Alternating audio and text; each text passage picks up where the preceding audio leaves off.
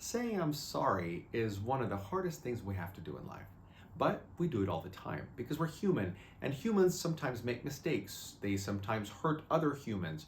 And when we do that, an apology is a way for us to repair the damage that was caused by our actions or our words, or perhaps the lack of action when action should have been taken.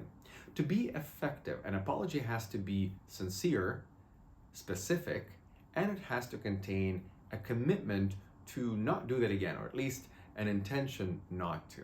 So for it to be sincere, the first part of an apology actually has to happen on your own. You have to analyze the situation. You have to understand what you did and why you think it was wrong, and perhaps understand what led to you behaving that way or saying what you did, so that next time these circumstances appear, you recognize them and don't end up doing the same thing. So once you've realized what you did wrong specifically and why you think it was wrong and you think it should not be done again, then it's time for you to communicate that to the person you have hurt with your actions or your words. And when you communicate that, for an apology to be effective, it's very important for it to be sincere. That's why the first part. So when you know what you did and why you think it's wrong, you say that to the other person sincerely, and you have to be specific so the person knows that you know that what you did was wrong. Don't say, I'm sorry for what I did, because that's too vague, right? The person doesn't know that you know what it was that hurt them. So, I'm sorry I said those horrible things to you at dinner. It was really uncalled for. I will not do that again.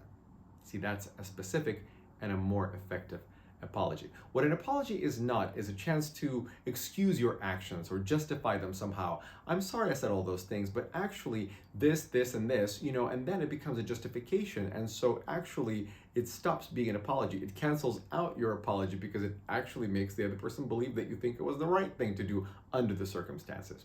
What an apology is also not is a chance to offload your responsibility to somebody else. I'm sorry I said all those things, but actually you started first, and when you do that, that makes me feel that way, and that's when I start saying all those things. See, then it becomes a negotiation and kind of a conversation about the relationship, but no longer an apology. If you want to apologize, just apologize for your part of it.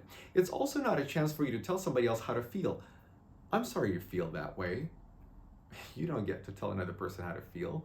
If you did something wrong, own up to your part of it and don't tell another person how to feel, because then it's just, again, it stops being an apology.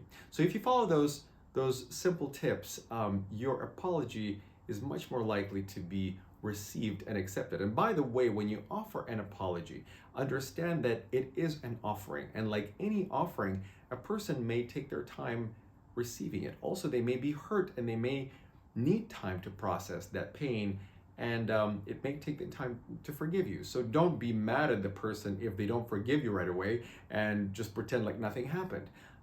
Because when you offer an apology, it should be just that, an offering. And when it's a sincere, specific offering, then it's much more likely to be effective and accepted. I hope this was helpful, and if it was, share it with your friends, hit the like button, and stay tuned for more communication tips.